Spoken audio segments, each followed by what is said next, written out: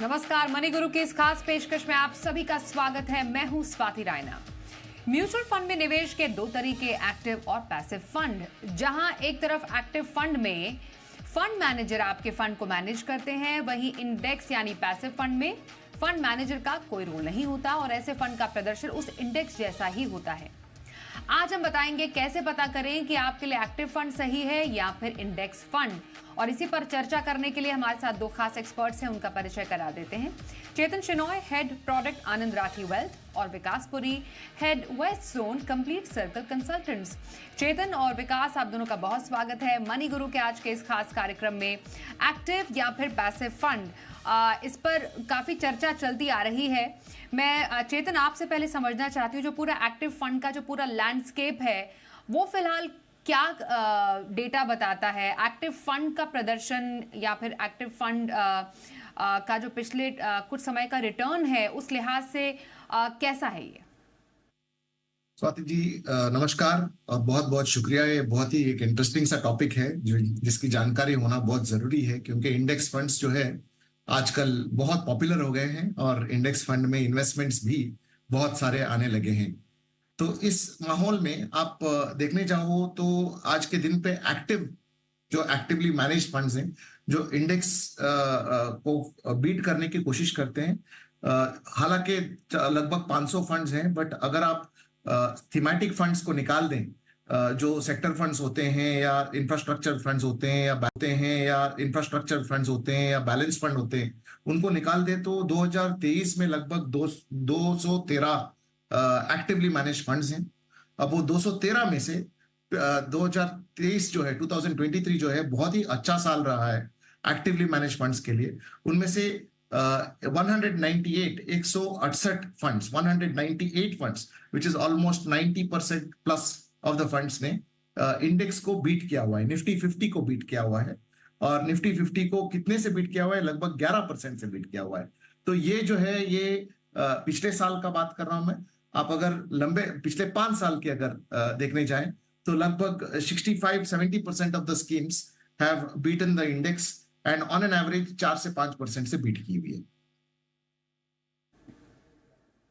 Okay, तो लंबे समय में एक्टिव फंड में एक अच्छा रिटर्न देखने को मिला है। एक अच्छा अल्फा जनरेट किया है एक्टिव फंड्स ने और अपने बेंचमार्क को बीट करने का पूरा की सक्षमता है एक्टिव फंड्स में।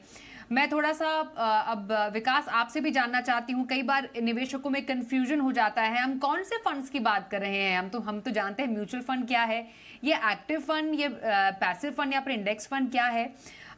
नए दर्शकों की समझ के लिए, नए निवेशकों की समझ के लिए, अगर हम इंडेक्स फंड समझना चाहें आपसे, पैसिव फंड समझना चाहें, तो क्या है ये?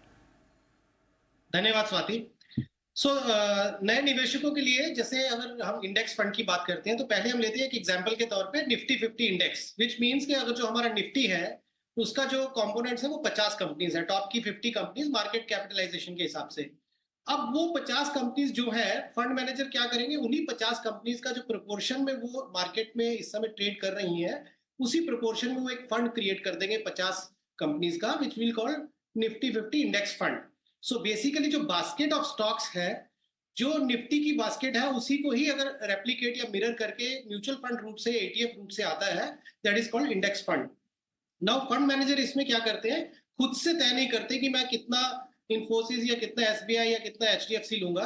वो जो बड़ी कंपनीज है, जो भी निफ्टी 50 की कंपनीज जिस प्रोपोर्शन में, जिस परसेंटेज में ट्रेड करती हैं, वही उनको यहाँ मैनेज करना होता है। And there is something called tracking error. वो जितनी कम होगी, विच मीन्स कि मार्केट बहुत तेजी से बढ़ती कम होती है, डेली बेसिस पे उनकी वेटेजेस चेंज होते हैं, तो फंड मैनेजर ये देखते हैं कि जो प्रोपोर्शन या परसेंटेज में कोई पर्टिकुलर कंपनी निफ्टी में ट्रेड कर रही है, वो कॉल्ड पैसिव फंड्स, बिकॉज वो मार्केट के उतार चढ़ाव के सामने एक लार्ज कैप फंड लेके आता हूँ, बट मैं उसी प्रोपोर्शन में नहीं रखूंगा। सो फॉर एग्जांपल, अगर फाइनेंशियल सर्विसेज का इंडाइसिस 33% या 34% वेटेज है निफ्टी में, हो सकता है वो अपने फंड में उसको 12% या 14% रखे, और ऑटो जो 7-8% है उसको हो सकता है 10 या 11% रखें। लार्ज कैप फंड जो होता है वो अपनी प्रोपोर्शन और वेटेजेस को देता है, बट लार्ज होता है, और ये एक बड़ा रीजन है। आगे हम इसके ऊपर बात करेंगे कि क्यों लार्ज कैप फंड जो इसी के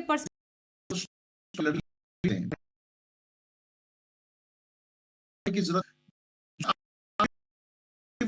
अपना खुद ये नाप सकते हो आप, क्योंकि अल्टीमेटली मेजर जो है होगे कि क्या आप इंडेक्स को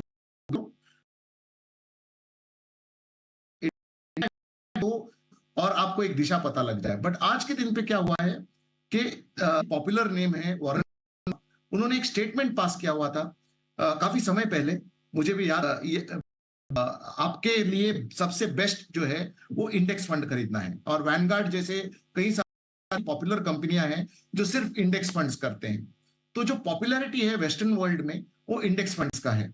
तो अगर आप एनआरआई क्लाइंटों को मिलोगे या अपने रिलेटिव्स को मिलोगे एनआरआई, तो वो अगर इक्विटी की बात करोगे तो वो इंडेक्स की बात करेंगे।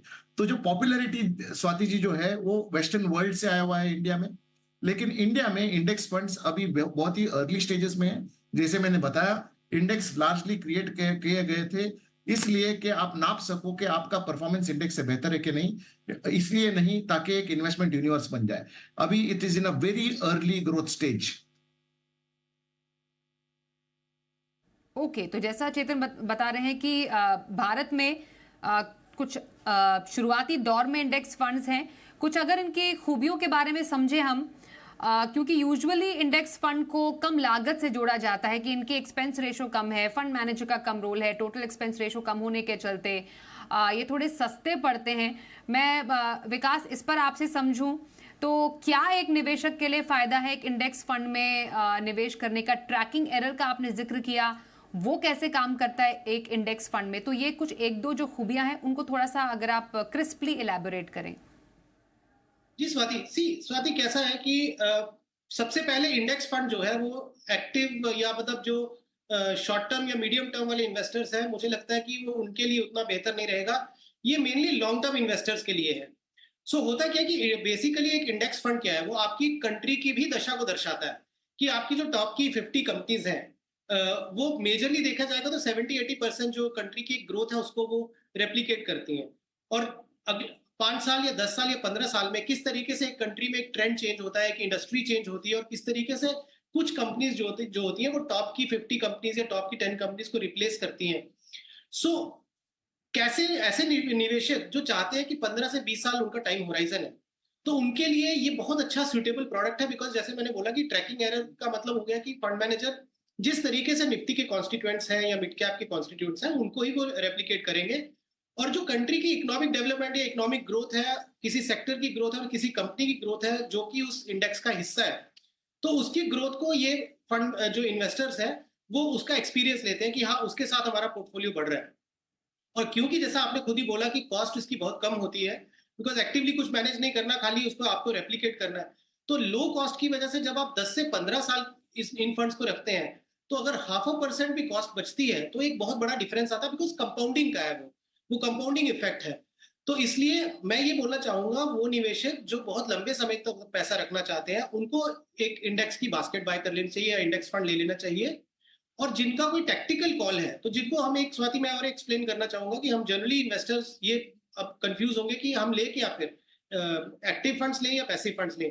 तो हम इसको बोलेंगे कोर एंड सैटेलाइट अप्रोच अपनाइए। आप जो लंबे समय तक के लिए फंड्स लेके रख सकते हैं या अपना पैसा निवेश कर सकते हैं वो आप कोर पोर्टफोलियो बनाइए थ्रू इंडेक्स फंड्स। और जो आप टेक्निकल कॉल्स लेते हैं 3 से 5 साल की, जिसमें साइक्लिकल मूवमेंट्स आ सकती हैं, तो वो आप एक्टिव फंड के थ्रू करिए। और जैसा चेतन जी ने बोला स्वाति, ऑल्दो हम डेफिनेटली वेस्टर्न वर्ल्ड को फॉलो करते हैं, बट स्टिल इंडिया में मार्केट्स में एक्टिव फंड मैनेजर और जो डेटा चेतन जी ने शेयर किया, बहुत सारे एक्टिव फंड्स हैं जो पैसिव फंड्स को आउट परफॉर्म कर रहे हैं in a shorter duration. So 3-5 years period में, 6-7 ईयर पीरियड में active funds I still believe वो कंटिन्यू करेंगे outperformance. But long term अगर किसी का व्यू है 10 से 15 साल का, तो डेफिनेटली आपको इंडेक्स फंड्स आपके पोर्टफोलियो का हिस्सा होना चाहिए। बिल्कुल। And within category space also Chetan, अगर हम देखें लार्ज कैप स्पेस में हमने जो इंडेक्स फंड देखे हैं वो ज़्यादा पॉपुलर देखे हैं, लेकिन मिड कैप और स्मॉल कैप में अभी वो जो पेस है वो पिकअप होना बाकी है। तो क्या ये कहना सही होगा कि किसी के पोर्टफोलियो में अगर लार्ज कैप एलोकेशन करना हो तो थ्रू इंडेक्स फंड भी किया जा सकता है? आपका इस पर क्या कहना रहेगा कि विद इन कैटेगरीज ऑल्सो कौन सा ऐसा स्पेस है जहां पर इंडेक्स के थ्रू इन्वेस्ट करना ज्यादा सही हो सकता है? स्वाति जी, बिल्कुल आपने सही दिशा में बात छेड़ी है, क्योंकि ज्यादातर जो आपको इंडेक्स फंड्स आज के दिन पे अवेलेबल है, ईटीएफ के तौर पे हो या इंडेक्स फंड के तौर पे हो, वो इनफैक्ट 80-90% ऑफ द पैसा जो है लार्ज कैप इंडेक्स में अभी लगाए हुए हैं। स्मॉल कैप या मिड कैप इंडेक्स वाले फंड्स जो हैं बहुत ही कम अवेलेबल है फर्स्ट ऑफ ऑल, और उनमें पैसे भी बहुत कम हैं। और मेरी रिकमेंडेशन यही होगी कि आप प्लीज जब स्मॉल कैप या मिड कैप की तरफ देख रहे हैं, तो आप ये समझिए कि लार्ज कैप जो कैटेगरी है, सबसे लार्जेस्ट मार्केट कैप वाली कंपनी से लेके 100th कंपनी तक, ये जो कैटेगराइजेशन है, मैं सेबी की कैटेगराइजेशन की बात कर रहा हूँ। 100th कंपनी जो है वो लगभग 67,000 करोड़ का मार्केट कैप वाली कंपनी है, वो आते हैं लार्ज कैप के अंदर। अब 67,000 करोड़ से लेके लगभग 22,000 करोड़ के बीच वाले कंपनियां, जो 150 कंपनियां हैं, 101 to 250th कंपनी जो आते हैं मिड कैप के अंदर, और 251 कंपनी, 251st कंपनी के बाद, मतलब 22,000 करोड़ के नीचे वाले कंपनियां, लगभग बहुत सारे कंपनियां हो जाते हैं, वो स्मॉल कैप के अंदर आ जाते हैं। और अब अगर आप इंडेक्स देखने जाओगे, तो लार्ज कैप इंडेक्स जो है 50 में भी है, 100 वाला भी है आपके पास अवेलेबल इन्वेस्ट करने को। मिड कैप वाला फिर भी आपको 150 वाली मिल जाती है, लेकिन स्मॉल कैप में आपको 150 वाली मिलती है या 250 वाली मिल जाती है। तो आप पार्टिसिपेट करने के लिए आपको बहुत सारे स्टॉक जो इस इंडेक्स के अंदर नहीं होते, जो ग्रोथ फेज में होते हैं, वो आपसे छूट जाते हैं। तो इसलिए मेरा मानना यह है कि अगर आप स्मॉल कैप और मिड कैप पोर्टफोलियो बना रहे हो, तो इंडेक्स से बेहतर ये होगा कि एक्टिवली मैनेज फंड के पास जाएं। लार्ज कैप में फिर भी समझ में आता है कि कोई इंडेक्स फंड खरीदना चाहता है, but small and mid cap में definitely at this point in time does not make sense to have index funds which are launched in that space, क्योंकि जो खरीदने का स्टॉक को इंक्लूड करने का तरीका भी है स्मॉल कैप के अंदर। अगर आप रूल्स देखने जाओगे, जो बात कर सकते हैं हम, अगर आप चाहो तो रूल्स देखने जाओगे, तो वो रूल्स भी ऐसे हैं कि आप खरीद लोगे स्टॉक्स को जब वो ऊपर हैं, और बेच दोगे जब वो नीचे हैं। क्योंकि जो एनएसई के रूल्स हैं वो ऐसे हैं कि आपके पास स्टॉक खरीदने के इंडेक्स में तभी आएंगे जब वो 350th स्टॉक के ऊपर हो in terms of market cap, और निकलते तभी हैं जब 800 के नीचे हो। तो ये सब रूल्स के वजह से I would stay away from small cap and mid cap index under the given circumstances. हमारे साथ दो बेहद ही खास एक्सपर्ट्स हैं, उनसे हम चर्चा कर रहे हैं। हमारे साथ चेतन शेनॉय हैं आनंद राजू वेल्थ से, और कंप्लीट सर्कल कंसल्टेंट्स के विकास पुरी हमारे साथ हैं। आइए अब समझते हैं कि कैसे पहचाने एक अच्छा फंड, चाहे एक्टिव हो चाहे वो पैसिव हो। इनफैक्ट पैसिव कैटेगरी भी काफी ज्यादा अब ऑप्शंस के साथ आती है विकास, तो एक निवेशक के लिए इतना आसान पैसिव फंड चुनना भी नहीं है।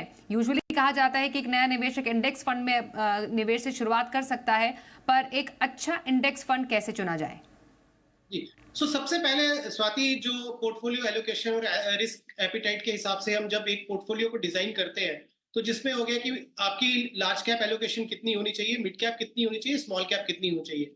जब ये ब्रॉडर सेंस में आपका एक बार निवेशक का पैरामीटर तय हो गया, फिर उसके बाद उनको ये तय करना है कि मैं लार्ज कैप में मेरी जो एलोकेशन है उसमें मैं कितना एक्टिव फंड ले लूं, कितना पैसिव फंड ले लूं। तो वहां मैं ये बोलूंगा कि आपकी लार्ज कैप एलोकेशन में एक निफ्टी 50 इंडेक्स फंड या एक जो लार्ज कैप जो बास्केट रहती है इंडेक्स फंड की, वो लेनी चाहिए। और मिड कैप में मैं सहमत हूँ चेतन भाई से कि मिड कैप स्पेस में और स्मॉल कैप स्पेस में बहुत अपॉर्चुनिटीज होती हैं जो शायद वो इंडेक्स में ना मिले, बट स्टिल कोई आप अगर लेना भी चाहें तो आप अपना जो लॉन्ग टर्म व्यू है, जिसमें आप एटलीस्ट 10 से 15 साल तक फंड रख सकते हैं, तो तब आप अपना उतना एलोकेशन, जैसे मान लीजिए मिड कैप में आपके पास एक विंडो है कि आप 3 फंड्स ऐड कर सकते हैं, तो एक आप ले लीजिए इंडेक्स फंड और 2 आप एक्टिव फंड लीजिए। और स्मॉल कैप में आई अग्री विद चेतन भाई दैट आप एक्टिव फंड जो है, एक्टिव स्मॉल कैप फंड्स है, आप उनके थ्रू प्ले करेंगे तो ज्यादा बेटर रहेगा। दूसरा, इसके बाद अब जब जो इंडेक्स फंड्स हमने लेना है उसका जो पैरामीटर है, क्योंकि वो स्वाति लेवल प्लेइंग फील्ड है, बिकॉज निफ्टी की जो मूवमेंट है वो हर एक फंड मैनेजर को उसी को ही फॉलो करना है। ये तो कदम ताल हो गया, जैसे 26 जनवरी में एक लीडर चल रहा है और पीछे की जो ब्रिगेड है उसको फॉलो करना है अपने लीडर को, तो ये एग्जैक्टली वही है। तो कितना अच्छा कदम ताल एक फंड मैनेजर निफ्टी के साथ बिठाता है, वही उसका एक हम बोले कि परफॉर्मेंस का क्राइटेरिया है। इसमें दूसरा जो सबसे बड़ा क्राइटेरिया आ गया, वो आप अपना एक्सपेंस रेशियोज देख लीजिए कि किसकी कॉस्ट जो है वो कम है, वो आपकी परफॉर्मेंस में या आपके रिटर्न में ऐड हो जाएगी। तो ये 2 क्राइटेरिया हो गए कि आपकी पोर्टफोलियो एलोकेशन क्या है, उसके बेसिस पे प्लस आप अपनी कॉस्टिंग देखिए, उसके हिसाब से आप अपना पोर्टफोलियो जो बिल्ड कर सकते हैं। ओके। और चेतन, जैसा आपने बताया कि अगर पैसिव फंड में निवेश करना है तो थ्रू लार्ज कैप सेगमेंट ज़्यादा बेटर रहता है। ज़्यादा सेंस नहीं बनता है कि आप स्मॉल कैप या मिड कैप में ज़्यादा पैसिव स्पेस के थ्रू इन्वेस्ट करें। तो जैसे विकास ने बताया कि पोर्टफोलियो प्लेसमेंट या एलोकेशन कैसा होना चाहिए, कैसे टाइप के इन्वेस्टर के लिए सूटेबिलिटी बैठती है, और आपकी नज़र में एक पोर्टफोलियो का एक जो परसेंटेज है ऑफ एक्टिव वर्सेस पैसिव, वो क्या एक उसका कोई एक फॉर्मूला या कोई सेट पैटर्न हम बता सकते हैं? Swati ji, I think ultimately इस चीज पे आ जाती है कि अगर आपके पास एक अच्छा खासा एडवाइजर हो या आपके पास रिसर्च करने का वक्त हो, तो आप एक्टिव मैनेजमेंट के साथ जाएं तो बेहतर होगा। क्योंकि पास आपके वक्त है, आप एनालिसिस कर सकते हो, आप ऐसे फंड्स चुन सकते हो जहां अल्फा आने के, अल्फा का मतलब यही होता है कि इंडेक्स से ज्यादा का रिटर्न, जो तुलना करने पे पता लगता है कि कौन सा फंड इंडेक्स से ज्यादा रिटर्न कमाता है। तो जहां जहां जिसके पास अच्छे एडवाइजर्स हो, गाइडेंस हो, वहां एक्टिव मैनेज फंड्स का ही एक पोर्टफोलियो बनाए। और परसेंटेज एलोकेशन जो है large cap, mid cap, small cap का, जैसे विकास जी ने बताया, वो उसको तय कर ले। हमारे हिसाब से लगभग 20% स्मॉल कैप, लगभग 15 से 20% मिड कैप और लगभग 60% लार्ज कैप का एक कॉम्बिनेशन बना ले अंडरलाइंग पोर्टफोलियो का, और एक्टिवली मैनेज फंड्स का बना ले। लेकिन अगर आपके पास एक अच्छे एडवाइजर की एक्सेस ना हो और आपके पास भी वक्त ना हो, तो मैं रेकमेंड करूंगा कि आप इंडेक्स फंड्स को कंसिडर कर सकते हो। और उसी के अंदर आप जैसे विकास जी ने बताया, लार्ज कैप इंडेक्स के अंदर निफ्टी 50 है, निफ्टी 100 है, उसमें सबसे कम एक्सपेंडिचर और सबसे कम ट्रैकिंग एरर, जो विकास जी ने बहुत ब्यूटीफुली एक्सप्लेन किया है हम सबको, सबसे कम ट्रैकिंग एरर और सबसे कम एक्सपेंडिचर वाले फंड्स को चुने, 60% 65% तक, और बाकी का 30-35% तक एक्टिवली मैनेज फंड्स चुने from the larger asset management कंपनियां। नॉट दैट हमेशा लार्जर एसेट मैनेजमेंट कंपनियां छोटे एसेट मैनेजमेंट कंपनियां को बीट कर लेती है, बट एक थंब रूल के तौर पे लार्जर एसेट मैनेजमेंट कंपनियां को चुने, is what I would advise. Okay. तो हमने समझा एक्टिव और पैसिव फंड्स का प्लेसमेंट आपके पोर्टफोलियो में कैसा रहना चाहिए, और डेफिनेटली एक अच्छा जो एडवाइजर है उसकी मदद से भी आप कई डिसीजंस ले सकते हैं। बहुत धन्यवाद मैं करना चाहूंगी चेतन और साथ ही विकास, आप दोनों का हमारे साथ इस खास कार्यक्रम में, इस चर्चा में शामिल होने के लिए। मनी गुरु में आज के इस एपिसोड में बस इतना ही।